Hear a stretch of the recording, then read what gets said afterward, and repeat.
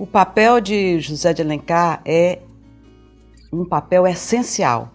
Ele foi aquele que se preocupou em projetar a construção de uma literatura essencialmente nacional brasileira. Machado de Assis dizia sobre José de Alencar que nenhum escritor teve em tão alto grau a alma brasileira. E se a sua obra, ao longo dela, qualquer leitor pode perceber que ela já mostra características brasileiras, regiões brasileiras, modos de ser, urbanos, sertanejos, enfim, cada um dos seus romances aborda geograficamente ou historicamente o Brasil. No final, já quase no final da sua vida, uns 5 anos antes da sua morte, que ele morreu em 1877, em 72 ele publicou um prefácio chamado Bênção Paterna. O prefácio era o romance Sonhos de Ouro, em que ele realmente expõe o seu projeto de uma literatura essencialmente brasileira. Isso pode ser visto também no modo com que seus personagens falam, usando já uma prosódia, uma maneira de falar, expressões brasileiras. Então, de todas as formas, ele foi este fundador, não só do romance, mas da literatura brasileira. Não quer dizer que ele tenha sido o primeiro a publicar o romance, mas foi ele que elaborou um projeto de nacionalidade do romance brasileiro. Alencar, primeiro ele escreveu o Guarani em folhetins. E esses folhetins, há depoimentos que os estudantes da famosa Faculdade de Direito de São Paulo ficavam esperando chegar o folhetim, se juntavam em torno de lampiões de rua para ler o folhetim recém-chegado do Rio. O meu primeiro encontro com Alencar, eu era criança. Meu pai, Luciano Cavalcante Mota, que me orientou, foi uma espécie de guia da minha biblioteca da vida. Ele me deu a ler o Guarani, me deu a ler todos, pouco a pouco ele foi me dando a ler os romances de Alencar.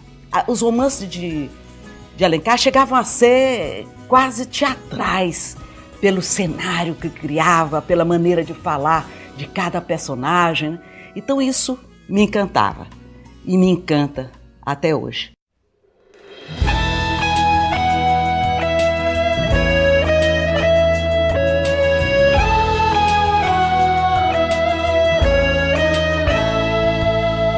Bárbara, flor do sertão, guerreira do não e do sim. Bárbara, mãe de Tristão, avó de Alencar, do Guarani. Bárbara, olha esse mar, o dragão desse mar é um Davi.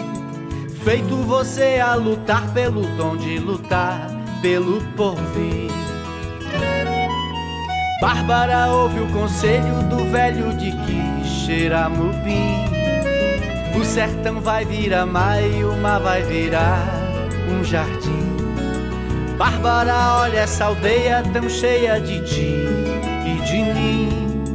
Bárbara, olha esse céu, é o céu do sertão do meu padim. Ai, ai, meu padim, padim, cisso. Liberdade aqui é tudo isso, o Ceará tem disso sim. Ai, ai, meu padim, padim, cisso. Liberdade aqui é tudo isso, o Ceará tem disso sim. Bárbara, olha esse chão como é seco o sertão do sem fim. Lar de Raquel de Queiroz e do Patativa do Cariri.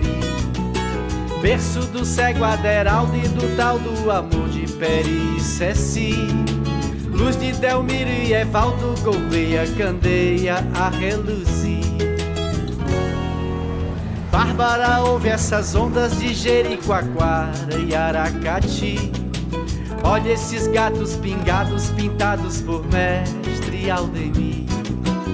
Ouve Humberto Teixeira, o doutor do Baião, no bandolim. Bárbara, olha essa flor que é da cor da flor do alecrim. Ai, ai, esse chão fronteiriço, Esse amor, esse mar, esse maciço, o Ceará tem disso sim. Ai, ai, esse chão fronteiriço, esse amor, esse mar, esse maciço, o Ceará tem disso sim. Bárbara, veja o clarão dessa luz, redenção dos Martins. Bárbara, luz de Bezerra, que trouxe pra terra o fim do fim. Bárbara, Iracema, Graúna do Sol, Curumim. As faustas águas do Nilo, que é o Jaguaribe daqui. Terra judia, cigana, versão carcamana de pré-pichim. Fogo de berço arabesco, afresco de pilim-pim-pim. Água canoa das fontes dos verdes portais do Fortim. Bárbara olha pro Crato, a princesa de trança e Trancilim. Ai, ai, esse povo mestiço, essa terra me botou feitiço, o Ceará tem disso sim. Ai, ai, esse povo mestiço, essa terra me botou feitiço, o Ceará tem disso sim.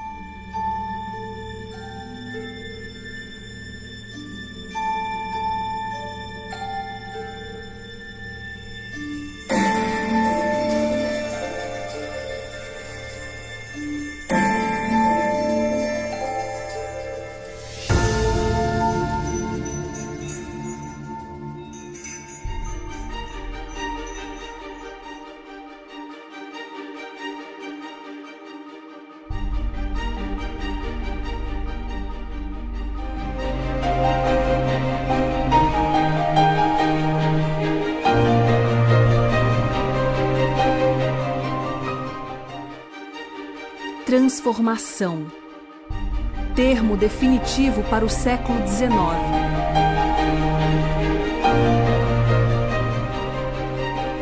Cinquenta anos antes, a Inglaterra inicia uma revolução tecnológica que mudaria a face do mundo. Criam-se diferentes relações sociais entre os trabalhadores, crescem as populações, as cidades incham, as desigualdades se ampliam. Capitalismo e socialismo, dois lados de uma mesma moeda, dividirão o mundo em cercas e classes.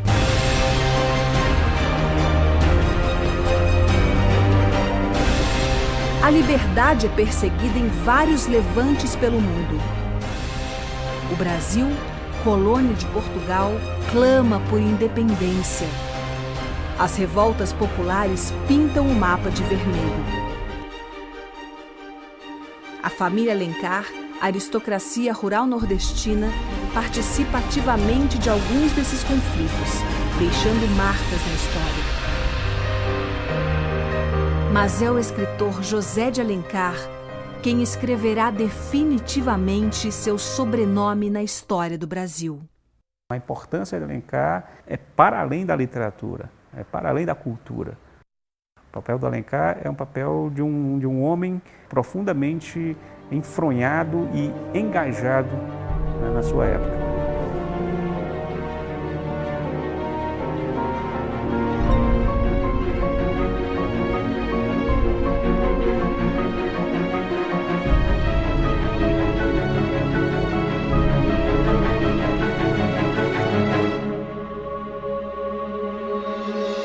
A família Alencar veio de Portugal, 3 irmãos e uma irmã. Família Pereira, mas da freguesia de Alenquer. E tiveram uma fazenda na região Exu. Depois passaram para a região de Crato, Barbalha, Jardim. Não tinha lei, não tinha proteção, né?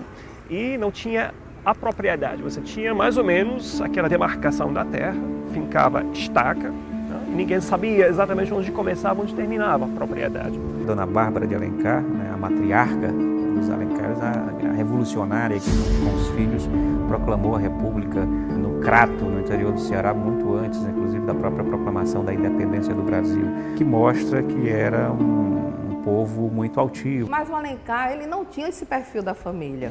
Era um pessoal que vivia em constantes lutas. Os tios, Tristão, Leonel, a avó Bárbara de Alencar, todos eles têm história política, social, de libertação. O próprio pai do Alencar foi revolucionário na juventude toda, né, e chegou a ser preso, né, faz uma súplica desesperada ao imperador pedindo pela sua libertação. Vai ser um dos articuladores do golpe da maioridade de Dom Pedro II, ou seja, um personagem fantástico.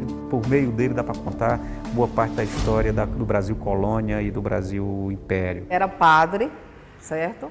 Depois ele se juntou com a Ana Josefina, que era sua prima, teve vários filhos. Era um matrimônio natural, chamado na época, filhos naturais. Né? Batizados por ele próprio como padre, né, na dupla função de padre e pai. Ele era um homem muito poderoso e ele possibilitou que esse filho querido, que era o José de Alencar, estudasse nas melhores escolas, tivesse uma vida de herdeiro da elite imperial. Em 1826, o pai dele tinha comprado aquele sítio em que hoje está a chamada Casa de José de Alencar, e lá teve os 3 primeiros filhos. Alencar, o José, o mais velho, que era chamado de Casusa. Quando tinha 9 anos de idade, fez uma longa viagem que é muito marcante em toda a obra dele.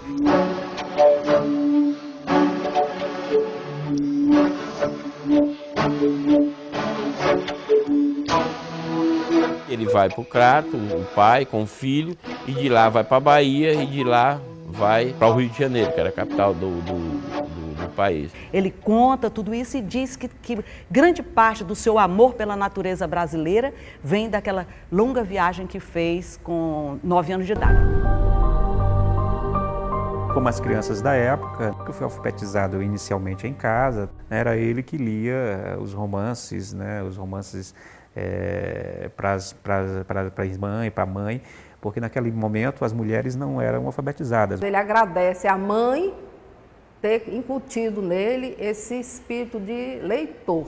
Então Alencar se criou, né, no meio desses livros de aventuras, desses romances, né, todos eles, né, romances europeus, romances traduzidos. Ele estudou nas escolas preparatórias, que chamavam na época escolas particulares, e depois foi estudar na Escola de Direito de São Paulo, que é a escola por excelência da elite imperial. São Paulo ainda não era a grande metrópole, era uma cidade bem menor. Os homens, os varões, filhos do império, se formavam em direito para que pudessem exercer a profissão política, o poder político. Foi lá que ele, então, começou a ler os franceses, sobretudo, Balzac, Flaubert, Victor Hugo. No terceiro ano, ele fez 1 ano de Direito em Olinda, a segunda faculdade. Depois voltou para São Paulo e concluiu os estudos de Direito em São Paulo. Essa passagem dele por Olinda é importantíssima. Importantíssima para a obra dele, para o desenvolvimento da sua vida. Há uma grande biblioteca no Mosteiro de São Bento. E ele começou a ler muito, e a ler os cronistas brasileiros da época colonial.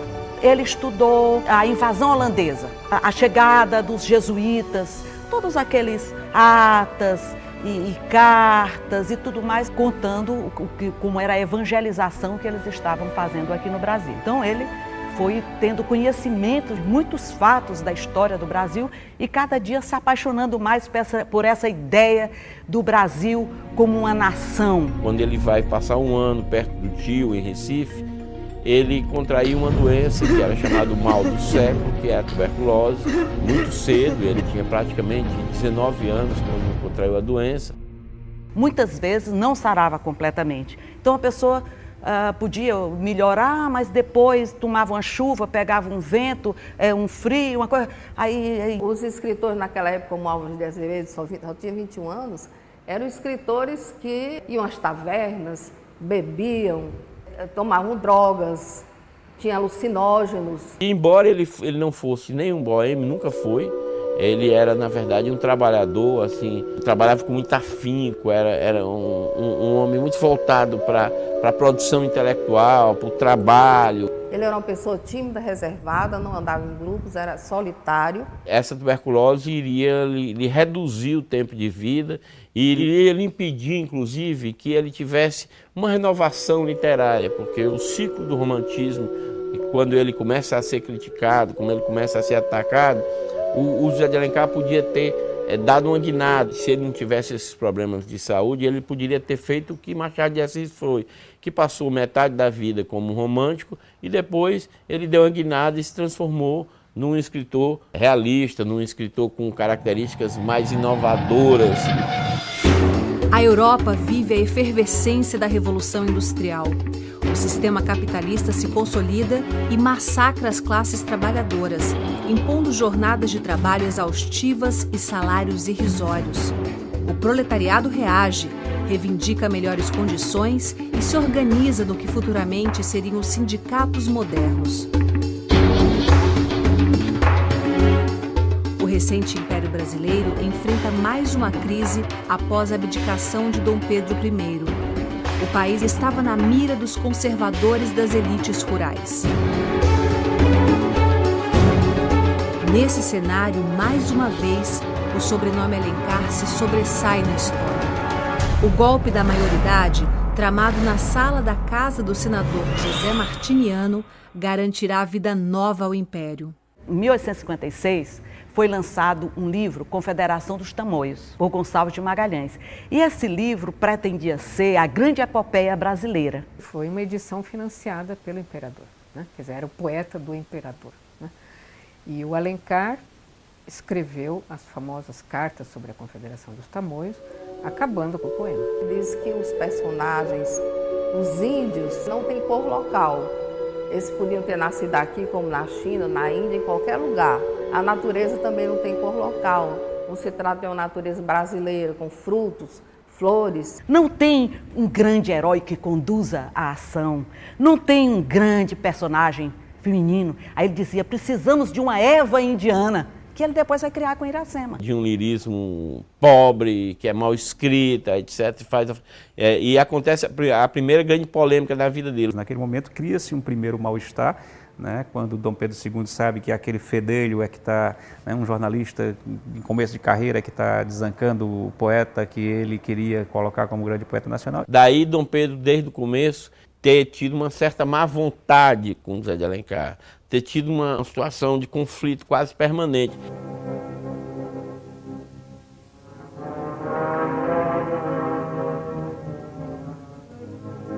Ao compor, vamos dizer assim, um antimodelo de epopeia, que é o que ele considera a Confederação dos Tamoios, ele vai montando o seu programa do Guarani. Tudo aquilo que ele mostrou que não existia na Confederação dos Tamoios, ele vai construir afirmativamente em o Guarani. O Alencar era o escritor mais popular de sua época e talvez o Brasil nunca tenha tido um escritor tão popular quanto José de Alencar.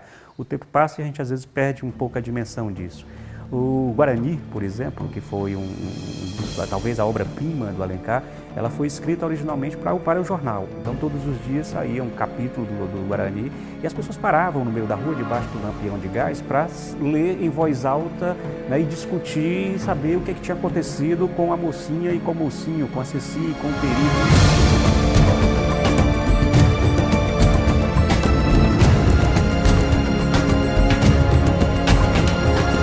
Provocava comoções públicas, né? Leituras em praça pública, as pessoas que liam outra com o jornal debaixo do braço.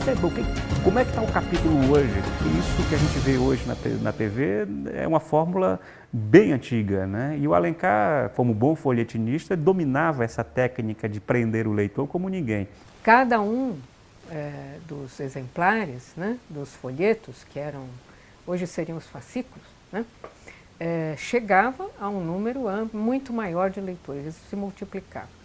E, de fato, isto era uma tribuna. Ele possibilita que tenha um espaço de crítica, né, junto com outros grandes personagens, Zé Veríssimo, etc, etc, mas ele cria um espaço da crítica literária.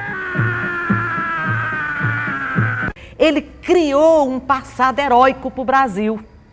Então o brasileiro se sentia mais seguro na sua nacionalidade porque tinha um passado. Foi tão importante nesse seu conceito de criação de um símbolo nacional que posteriormente Carlos Gomes, que estudava na Europa, estudava na Itália, financiado pelo imperador, compôs uma ópera, né, uma grande ópera.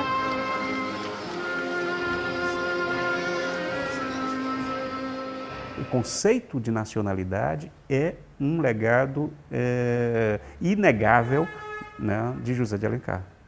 A vida literária no Brasil não tinha grandes personagens consagrados. O Alencar constrói essa consagração que é o que eu chamo campo de crenças. Ele constrói um espaço de prestígio. Tomou para si a responsabilidade de sozinho construir uma literatura nacional, né? E buscando esses vários Brasis, buscando o sertanejo, buscando o índio, buscando o gaúcho, buscando nesses tipos regionais, vamos dizer assim, uma síntese do que fosse o que nós conhecemos hoje como brasilidade. Os avanços tecnológicos seguem em ritmo frenético. Muitas são as descobertas no período. Thomas Edison e sua lâmpada incandescente, o telégrafo de Morse, o telefone de Graham Bell, o cinema dos irmãos Lumière, o metrô inglês e muitas outras invenções mudarão definitivamente a dinâmica mundial. O Brasil ainda briga por suas fronteiras. A Tríplice Aliança, formada com Argentina e Uruguai, enfrenta mais de 5 anos de guerra contra o Paraguai. 150 mil combatentes brasileiros, mais de 50 mil mortos. Uma mancha de sangue que respingaria contra o Império e arrasaria os cofres públicos. Ele trabalhou no Diário do Rio de Janeiro, ele trabalhou em outros jornais. Naquela época, quase todos eram jornalistas. Ele vai escrever uma crônica semanal em que ele não livrava nem o imperador, nem Franklin Távora, nem Joaquim Nabuco.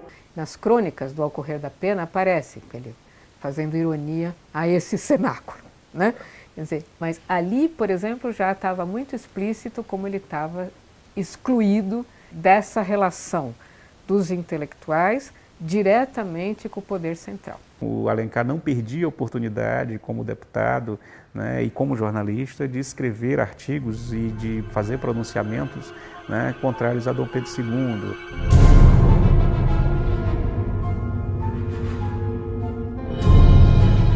Durante a Guerra do Paraguai, né, Alencar vai escrever uma série de artigos contra a guerra, mostrando como Dom Pedro estava levando o Brasil a uma situação insustentável, né, desde a forma como foram arregimentados os soldados, como o Brasil estava gastando vidas, sangue e dinheiro com a Guerra do Paraguai. Alencar escreveu textos muito violentos, né, contra isso.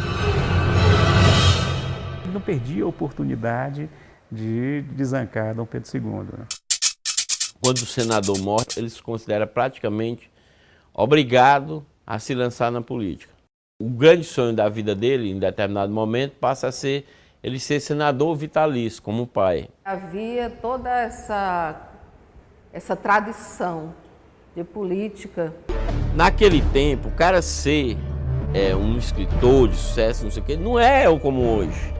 O campo que era reconhecido como campo de poder, você atingia sua potência máxima como herdeiro, dominador, etc., era o campo político.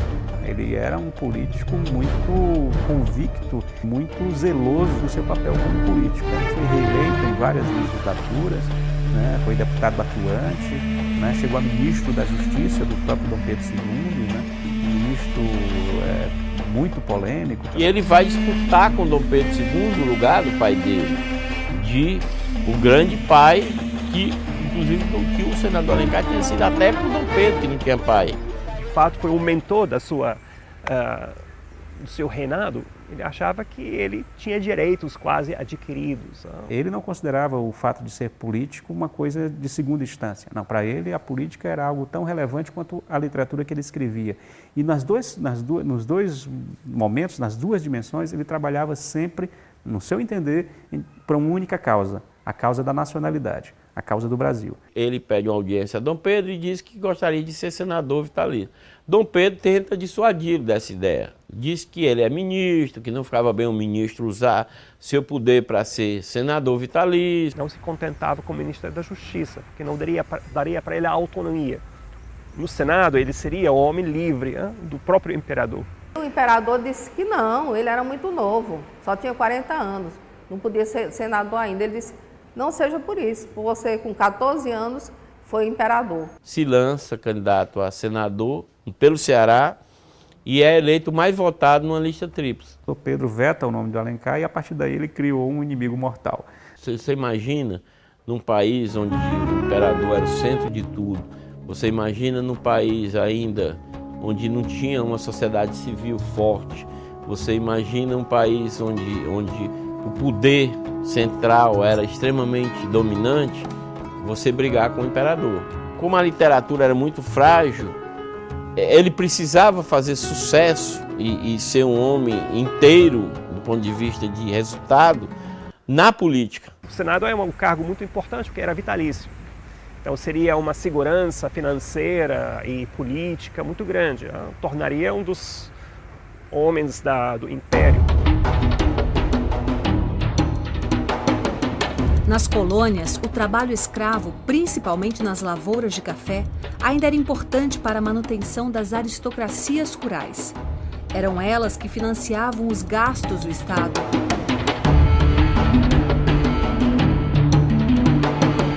A Inglaterra exerce forte pressão sobre o governo brasileiro e exige a liberdade para os cativos. A luta se estenderia por todo o século XIX.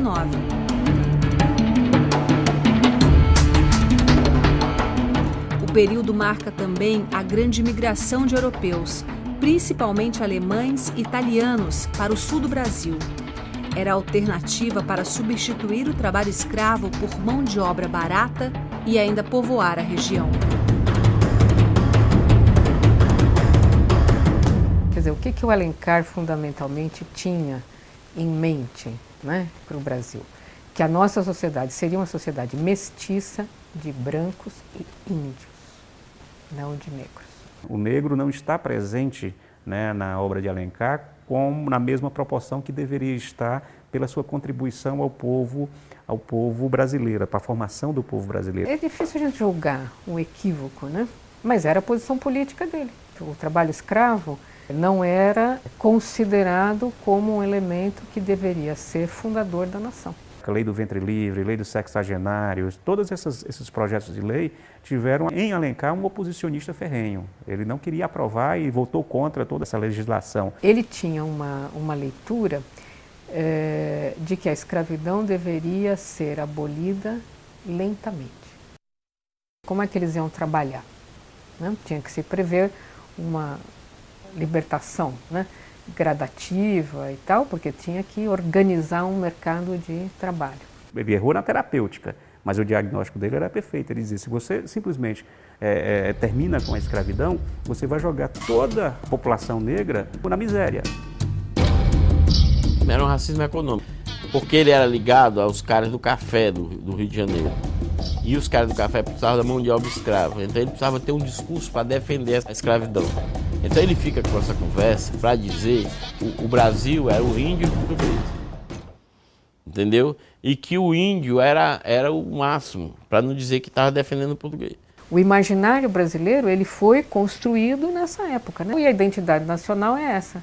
Nós somos o país de índios e portugueses. Uma das últimas polêmicas do Alencar foi com Nabuco, né? Porque Nabuco defendia, inclusive, a abolição e Alencar não, mas o grande motor da polêmica não foi nem esse, foi porque Nabuco surgindo, né, uma geração depois do Alencar, tinha que desmontar o grande ídolo. O que o Alencar fez com Gustavo Magalhães, Nabuco acabou fazendo com o Alencar, ter aproveitado a oportunidade de atacar a figura maior como se chamava na época Alencar, que era o chefe da literatura brasileira. Isso também vai ser muito forte no final da vida de Alencar, esse ataque de Joaquim Nabuco.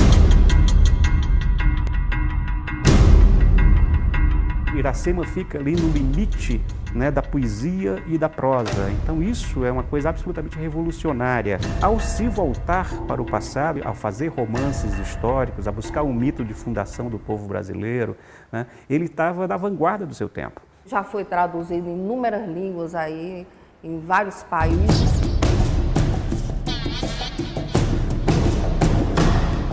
O mito da nacionalidade brasileira, né? Quando a Índia se enamora do colonizador, no embate entre essas duas culturas, no embate entre essas duas civilizações, né, nasce o Moacir, que é o filho dos dois, né, e que é o filho da dor, ou como diria o Alencar, o primeiro comedor de tapioca. É a gênese do povo brasileiro, né, nessa junção entre o índio e o branco. Ele quis fazer também essa fusão do espírito da língua tupi com a língua portuguesa que ele adequou ao Brasil. Ele teve uma coragem muito grande. Muitas pessoas, muitos críticos chamaram a atenção que a sintaxe dele não era a pura sintaxe lusitana. Ele disse, não, mas o nosso país é outro, nós temos muitas influências, até o clima, como ele dizia, é diferente e faz com que o nosso modo de falar também seja diferente. Tudo, a nossa sintaxe, a nossa prosódia, todos os nossos elementos linguísticos sejam diferentes dos portugueses.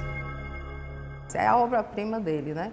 E o Machado de Assis dizia isso, que o Machado de Assis era fã número 1. Quer dizer assim, o futuro chamar-lhe-á obra-prima. O fim do século se aproxima. O Império Brasileiro chega ao fim junto com a escravidão.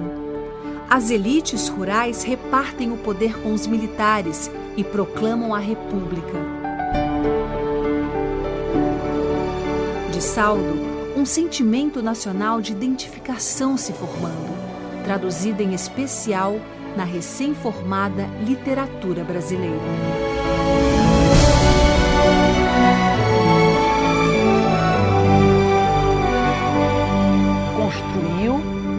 Uma obra mais do que respeitável, uma obra brilhante em vários gêneros, na crônica, no romance, no teatro, mas ele temia que sua obra não tivesse perenidade. O Alencar escreve uma linguagem adequada, no fundo, ao povo brasileiro, com palavras, com a construção de frases. Né?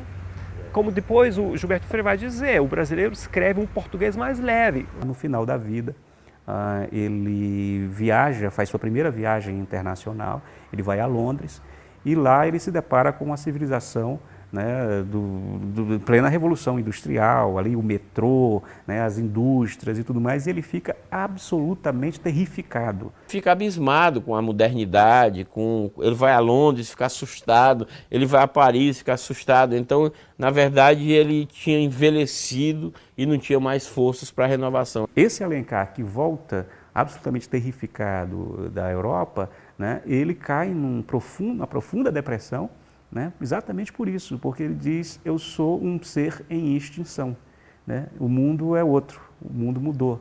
Ele já foi à Europa em busca da saúde, mas já foi numa situação de saúde muito precária, que ele não pôde ver a Europa com os olhos de uma pessoa sadia. Ele já foi doente, já mesmo muito próximo à morte. Quando retornou, pouco tempo depois, ele veio a falecer. Uma das questões mais interessantes é você perceber o momento histórico em que Alencar vive, né? Ele era um homem eminentemente do século XIX. Ele também era um filho das elites, ou seja, ele não era também uma figura fácil. Uma figura um pouco mimada e muito protegido pela mãe, pelas irmãs. Viu e analisou o seu tempo, né? E teve uma dimensão da complexidade do Brasil. Quer dizer, outro seria depois o Machado de Assis, que teve outra compreensão. Agora, porque também vinha de outra origem social. E ele escreveu uma obra que, no fundo, tem cara do brasileiro. É o que é o cara do brasileiro. Ele não é formalista, ele é uma pessoa leve. O modelo dele de romance, né, é que moldou em grande parte o que a gente acha que é o Brasil. É o patriarca da literatura brasileira, né, que ele escreveu uma linguagem compreensível, que a massa compreendia, estudar, assim, entendia.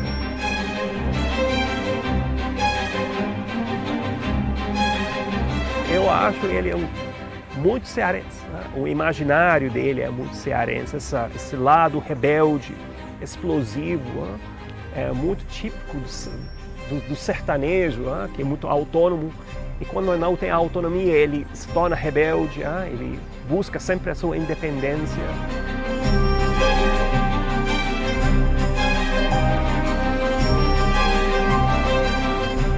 Conta-se, né, conta a lenda que no dia que Dom Pedro II soube que Alencar tinha morrido, teria dito a seguinte frase, né, o Brasil perdeu um grande escritor, mas era mal criado esse cara.